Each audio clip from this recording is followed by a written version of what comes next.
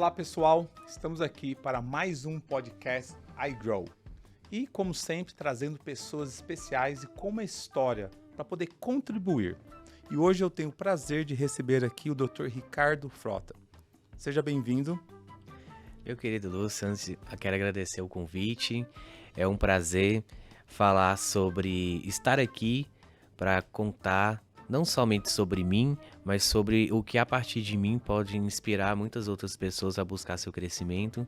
E você me trazer essa oportunidade de trazer a minha voz, o meu trabalho e a forma como eu acredito em uma medicina mais humana, mais direcionada para a alma das pessoas e perceber que as pessoas assim elas podem alcançar uma saúde mental sem remédios, em muitos casos, né, não somente em todos, a partir daquele olhar profundo para si mesmo. Fantástico. E você é formado, pós-graduado em psiquiatria e medicina da dor. Eu confesso que quando eu li, eu falei, poxa, medicina da dor, né? Eu queria que você falasse um pouquinho, medicina da dor. Me fala o que você traz de diferente, talvez, do médico, né? O médico, ele trata o corpo e hoje, mais do que nunca, eu vejo a necessidade do cuidado da alma, da cabeça, com tudo que vem acontecendo. Fala um pouquinho pra gente. Perfeito. A medicina da dor, ela surgiu na minha vida, no mesmo momento que eu estava fazendo a minha especialização em psiquiatria, eu iniciei também a medicina da dor aqui em São Paulo, no Hospital Albert Einstein, em que foi muito importante, pois a medicina da dor é uma subespecialidade médica, em que ajuda a gente a tratar o manejo das dores agudas e crônicas. Pois muitas vezes o paciente ele passa por algum tratamento, seja cirúrgico ou mesmo para tratamento de câncer, alguma coisa que às vezes deixa alguma sequela de dor. E aí muitos médicos não têm o manejo de tratar a dor em si. Trata a condição, mas não a dor, e às vezes a pessoa leva aquela dor para a vida inteira. Tá, então deixa eu ver se a dor, quando você fala dor física, ou você tá falando de uma dor que a consequência, talvez, daquela operação, o que aconteceu, causa para a pessoa emocionalmente? Ou é dor mesmo, física? Existe a dor esse foi a grande importância de fazer psiquiatria junto com isso. Porque eu comecei a perceber que tá tudo então conectado. Assim, fica até difícil saber quem começou primeiro, a dor física ou a dor emocional, é uma dor da alma, quem começou primeiro? Às vezes não dá pra saber exatamente onde iniciou, que é aquela coisa, e quem vem primeiro, o ovo ou a galinha? Não importa, mas é importante que se tem uma dor física que não cessa, começa a despertar vários gatilhos na pessoa, que vem as suas dores emocionais. Muitas vezes ela acessa processo de dor de rejeição, de abandono, se sentindo excluída, isolada, não olhada, não importante. E a gente fala, poxa, isso vai além da dor física. Tem muito mais coisa por trás de tudo isso. E assim, às vezes, quando a gente percebe que tem pessoas que vêm com questões emocionais a vida inteira e não sabem como manejar isso, às vezes, simplesmente, quando só se é oferecido tratamentos, medicamentos. Ah, você tá com raiva, tem um remédio para raiva, tem um remédio para ansiedade, tem um remédio para insônia, tem um remédio para tristeza. Mas e para a alma dessa pessoa? Né? O que tem por trás dessa queixa? Ao invés de só juntar sinais e sintomas, fechar um diagnóstico e estipular um tratamento, um remédio, uma cirurgia, o que quer que seja. E aí depois, naturalmente, a pessoa começa a desenvolver dores físicas, por exemplo, a própria fibromialgia, que se fala tanto hoje, né? Assim como a exacerbação de várias outras coisas, porque acontece um processo de sensibilização central, né, no sistema nervoso central, em que a pessoa começa a ter uma resposta automática à dor, mesmo que o estímulo doloroso ou a lesão em si nem exista mais, mas ela continua sentindo a dor.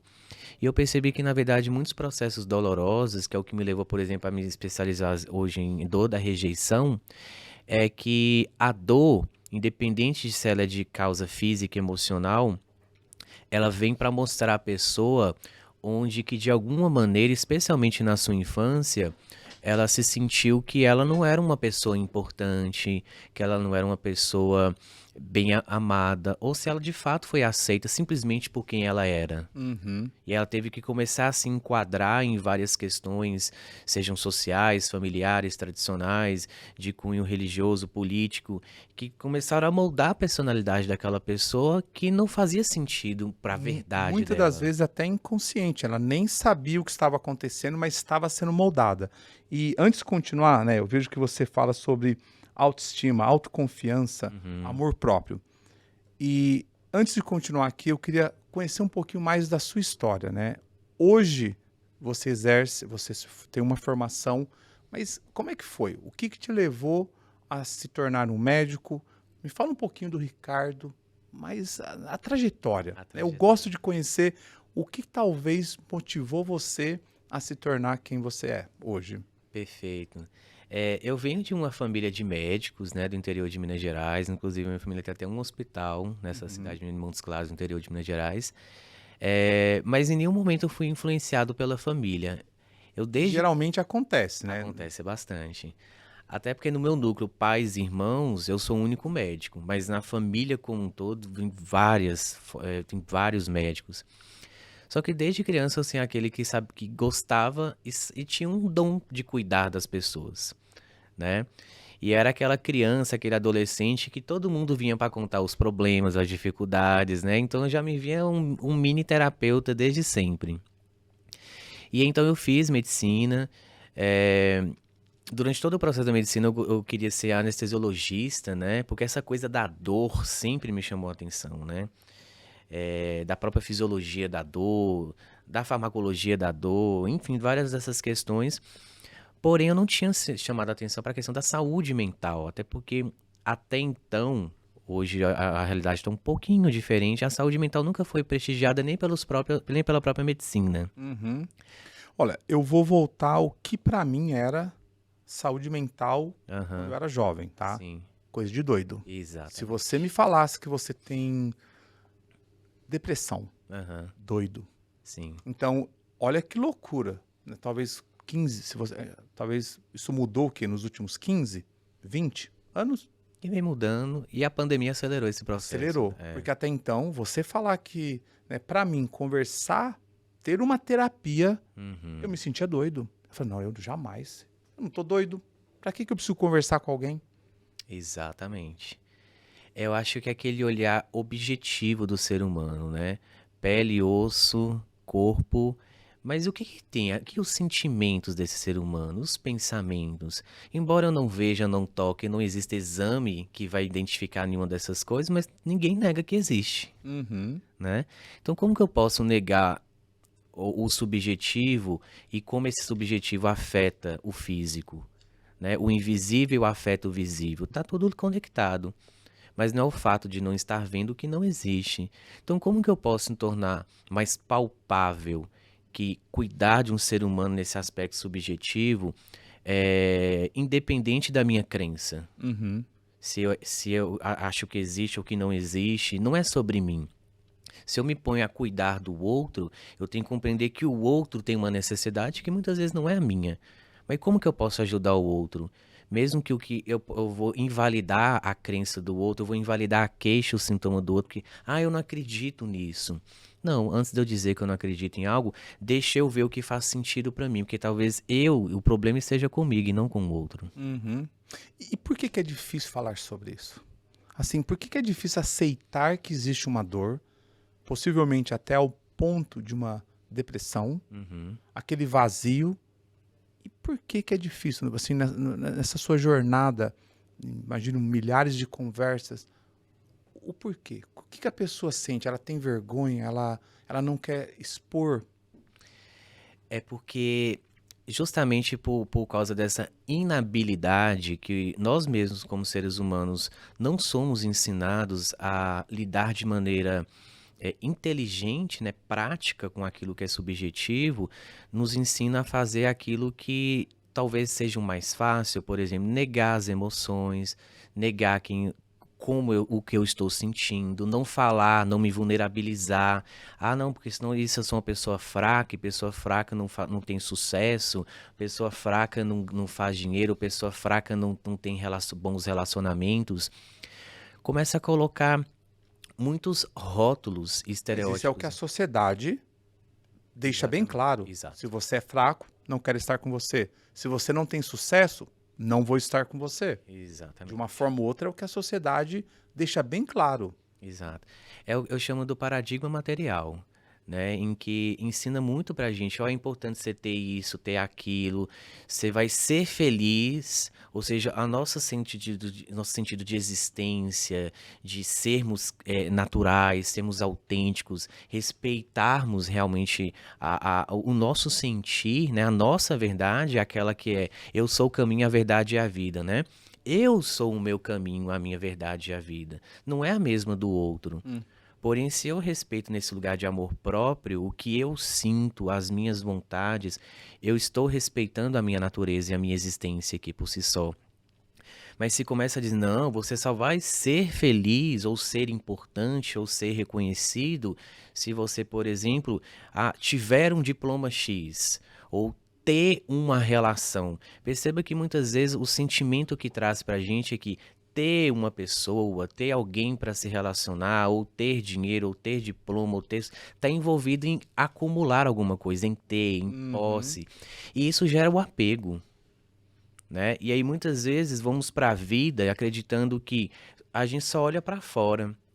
Então, um dia que eu tiver isso, eu serei feliz. No Uhum. dia que essa... Sempre no futuro, né? Exato. Quando eu tiver, eu vou ser feliz. Mas, legal. Mas a maioria das pessoas, quando elas se apresentam, a primeira coisa, Aham. eu sou formado em, eu sou isso. De uma forma ou outra, a profissão, a formação, muitas das vezes define quem ela é. Exato. Então, vou dar um exemplo, né? Você vulnerável aqui. Eu não fiz faculdade. Uhum. Então, por muito tempo, eu sempre me coloquei na posição que, poxa vida, eu não tenho a habilidade de ensinar alguém. Aham. Como é que eu vou ensinar alguém se eu não tenho faculdade? E isso me travou por muito tempo na minha vida. Até que um dia eu falei, peraí, quem de verdade eu sou? Eu não posso definir que quando eu tiver algo, uma posição, eu vou começar a entregar algo que eu tenho, uma Sim. experiência que eu tenho, algo que eu vivi e tenho autoridade para falar sobre. Então, olha que doideira. Uhum. A pessoa fica ali presa a uma profissão, algo para poder realmente fazer, né? Tocar a vida. Exato. Fazer o bem, servir ao outro, né? Porque nós, seres humanos, o que realmente nos traz o sentido existencial maior é o que eu vim a partir do meu talento, a partir de quem de fato eu vim aqui como missão, servir ao outro, servir ao mundo, fazer o mundo melhor, ajudar as pessoas. Isso não pode estar necessariamente condicionado a um título, porque por si só isso me diminui.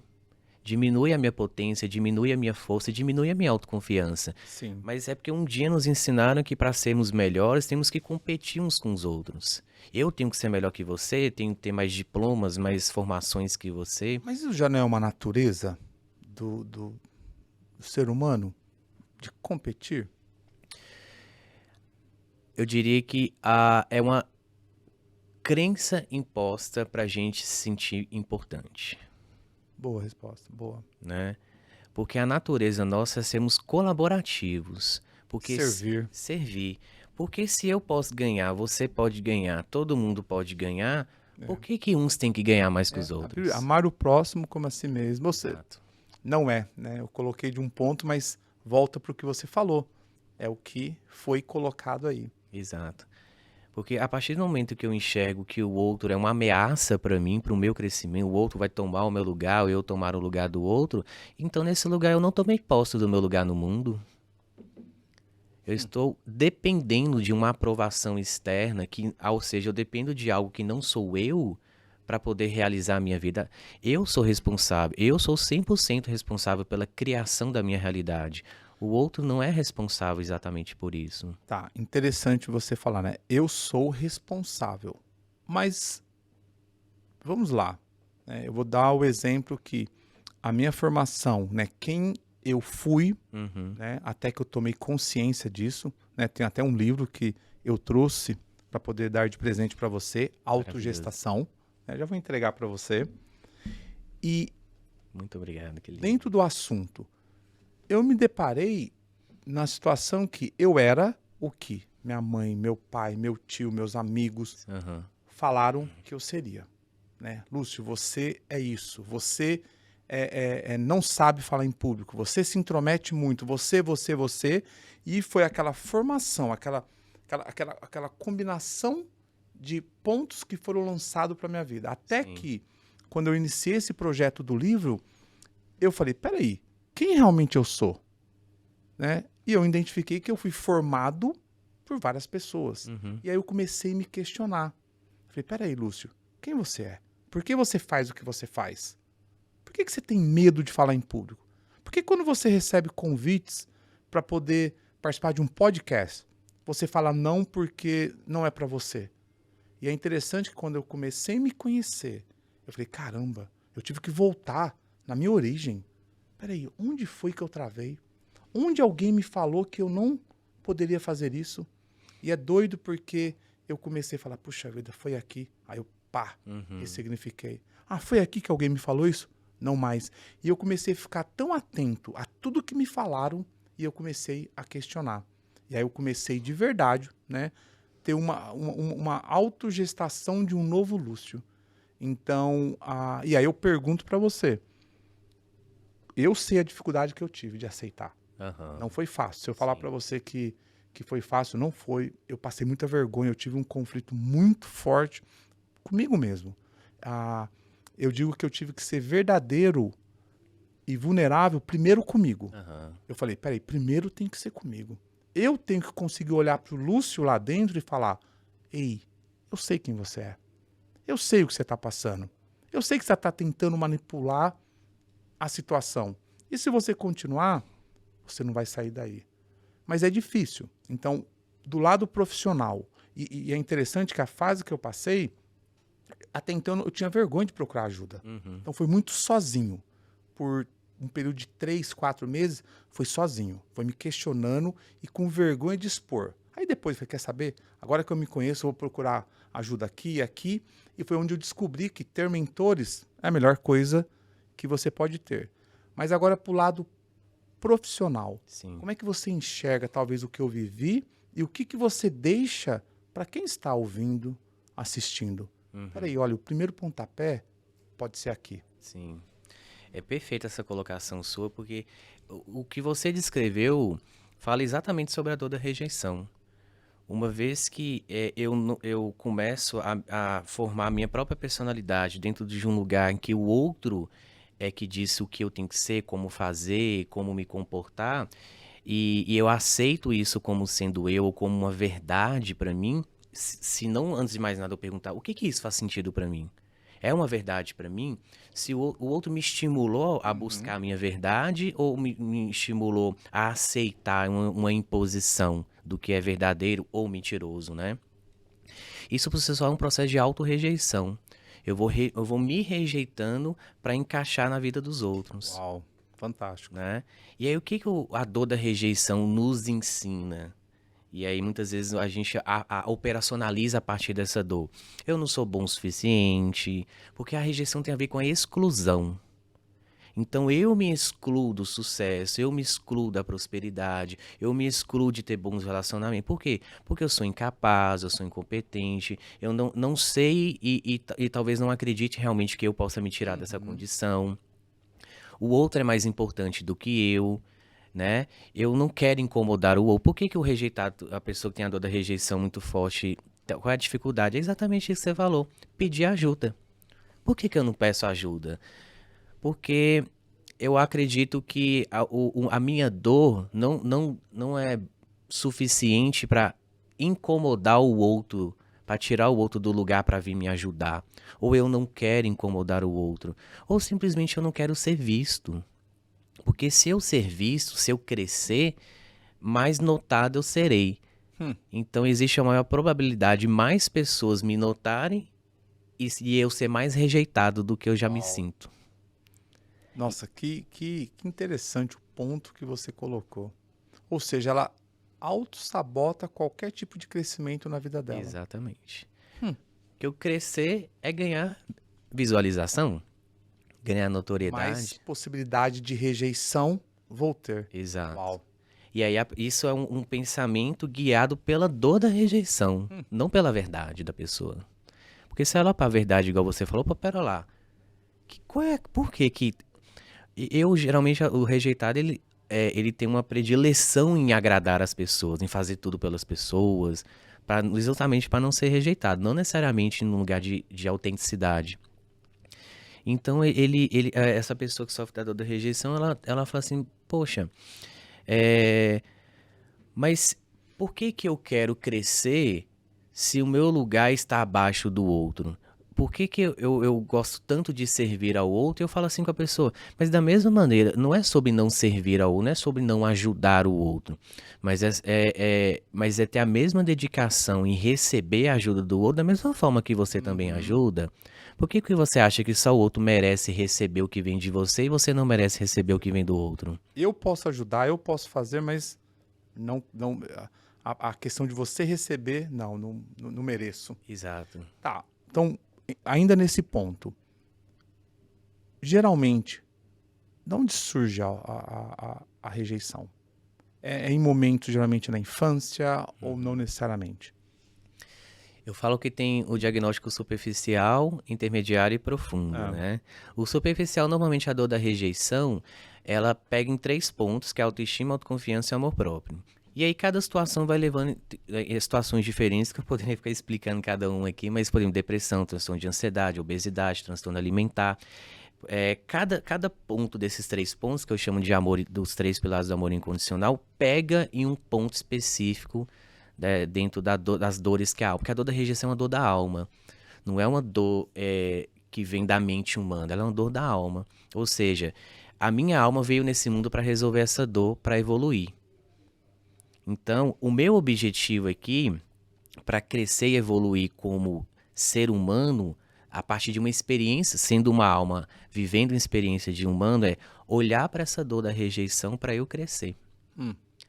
Então, a dor da rejeição, ela normalmente, considerando o aspecto ser humano, ela se abre ali entre a concepção até 1 ano de idade. É onde tem um gatilho que abre a dor da rejeição. Em que normalmente essa criança, talvez ela foi concebida no momento de abuso. Ela pode ter sido concebida no momento em que a mãe não queria se relacionar com o pai. Pode acontecer de várias maneiras. Ou foi concebida em um momento que financeiramente não era legal para os pais. Poxa, se ela viesse depois seria melhor, não queria... Perceba que muitas vezes não é sobre o pai ou a mãe rejeitar a criança. Muitas vezes é sobre eles também se sentirem rejeitados. E eles não quererem que a criança sinta o mesmo. Mas talvez eles colocam a responsabilidade no financeiro. O financeiro não tá legal. Puxa, ter vindo agora não foi tão bom, né? Ou talvez venha um menino, eu queria uma menina, ou o contrário. Tudo isso, de alguma maneira, faz a criança se sentir rejeitada. São vários fatores. Agora, eu sei que é difícil, você tem que conhecer toda a história, mas para poder ajudar quem está escutando, qual seria o primeiro passo para aquela pessoa que tem os pontos que você mencionou, tá? Eu posso dizer que eu tenho, tá? E já trabalhei muito. Parte do livro, lembra, quando eu estava escrevendo até então para me conhecer, depois de um período, quanto mais eu fui me conhecendo, mais eu fui ficando, basicamente me libertando de crenças. Até o ponto que eu falo, puxa vida, eu me conheço tanto, eu já entendi que todas essas crenças que eu tinha de achar que o que eu tenho para dar não serviria para ninguém, eu vou quebrar isso agora. Eu vou colocar o que eu vivi num livro e eu vou me expor. Eu vou simplesmente quebrar essa barreira de uma vez. Sim. Eu vou sim gravar podcast. Eu vou sim participar de um programa de televisão. Eu vou sim falar em público. Mesmo que eu tenha que me expor, passar vergonha, mas eu garanto. Alguém, né, assim, eu garanto, foi uma conversa com Deus. Deus, só me mostra que pelo menos uma pessoa que me escutou houve mudança. Me mostra que essa exposição, esse sentimento de não querer fazer isso, seja validado mostrando o resultado. Sim. Né? Então, para a pessoa que está... O primeiro passo, assim, ela talvez não tenha coragem de procurar ainda um especialista, ela não tem coragem de um amigo, alguém. Como é que ela pode, o primeiro pontapé, que ela pode ali sozinha, porque é um jogo solitário. Sim, muito, bastante, Eu falo que se você ainda não sentiu a coragem suficiente para pedir ajuda de qualquer natureza, começa a trabalhar o merecimento. De que forma trabalha o merecimento? Com toda certeza, a vida convida você a receber algo e você nega a receber. Uhum. Ah, deixa eu pagar esse cafezinho aqui pra você. Não, não precisa, tá bom assim. Faz um elogio pra pessoa. Nossa, hoje você tá bonita. Ah, é a roupa, né? Pois é, comprei a roupa não sei aonde. Eu falei, eu tô te elogiando, não tô perguntando onde você comprou a roupa. Recebe o elogio, Que legal. né? Isso é uma forma. São várias coisas. O Fernando também de trabalhar o merecimento e o poder de escolha. Eu tenho o meu poder de escolha. Ninguém pode tirar esse poder de mim. Eu não posso pegar esse grande poder que eu tenho nas mãos e transferir para uma outra pessoa fazer escolhas para mim. Ah, você quer suco de uva ou de melancia? Ah, tanto faz. Não, escolha. O que você pode escolher. Não, eu escolho se eu quero uva ou melancia. Ou se eu simplesmente não quero nenhum. Ah, teria de outro sabor? Ah, não tem? Então prefiro uma água. Eu tenho o poder de escolha. Olha que interessante, né? Então, você deu algo muito simples. Eu tinha até notado, o próximo, eu queria entrar na parte de merecimento. Então, ou seja, aceite, né? A pessoa fala, poxa, você é tão bom nisso. Ah, que é isso? Né? E eu tinha muito isso. Nossa, Lúcio, não, é porque... Ou seja, eu tive que mudar isso. Não, obrigado. Alguém pagar alguma coisa pra mim? Não, agora não. Obrigado. Porque eu entendi a importância pra minha vida e para a vida da pessoa também de exercer esse ato. E aí, a parte da escolha, eu achei interessante. Como que pode, né? Tanto faz? Não. Faz de morango para mim. Você se posicionar. E aí me levou para a parte de não saber falar não. Porque se você aceita e deixa tudo na mão da pessoa, e aí sempre é sim, então a parte do não é algo que eu vejo que eu tive que trabalhar muito também. Porque a pessoa me ligava, ô Lúcio, você pode me ajudar? A pessoa sabe que você está numa posição de poder ajudar. Antes, era sim, a maioria das vezes. E quando eu queria falar não, eu tinha que bolar uma maior história. Porque não sei o que, olha... Hoje, eu faço questão de falar assim. Olha, posso, mas eu não vou fazer agora. E se a pessoa, dependendo da pessoa, eu ainda falo por quê. Colaboro com a situação, né, para a pessoa. Mas o sim hoje, para mim, ele não é mais a primeira opção. O não, ele sempre é não. E eu falo, não coloco historinhas para poder eu me sentir bem. Porque Sim. a questão de você falar sim é para se sentir bem. Sim. Então, quando você fala não, entra o quê? O medo da rejeição. Exatamente. Que doideira. Exatamente. Você exercer escolha, exercer merecimento e o não. E trabalhar o não, né? E o pedir ajuda também é importante. Né? Mesmo mas eu não posso fazer terapia, não sei o quê. Ué, trabalha o pedir ajuda. Às vezes você tá ali tentando consertar a geladeira da sua casa e nem sabe fazer aquilo. Pede alguém que saiba fazer aquilo pra você. Você não é uma pessoa fraca só porque tá pedindo ajuda. E o fato de pedir ajuda não é sobre se tornar dependente do outro. Pede o outro pra te ensinar, já que você não sabe. E aí, então, da próxima, você vai criando autonomia e aí da próxima vez você não vai precisar pedir mais ajuda. Então, pedir ajuda não é sobre ser fraco e nem se tornar dependente do outro. Peça num lugar para você aprender. E isso faz toda a diferença. Então, às vezes, as pessoas criam complexidade. Eu vou ter que ir no psiquiatra, terapeuta e não sei o quê. Não, às vezes, não. Alguém do lado Faça ali. o simples. Se você fizer o simples bem feito, né? Pode ser que você já resolva muita coisa você com você mesmo. Sim. E aí, às vezes, o terapeuta, alguém mais especializado, pode te ajudar numa coisa mais complexa.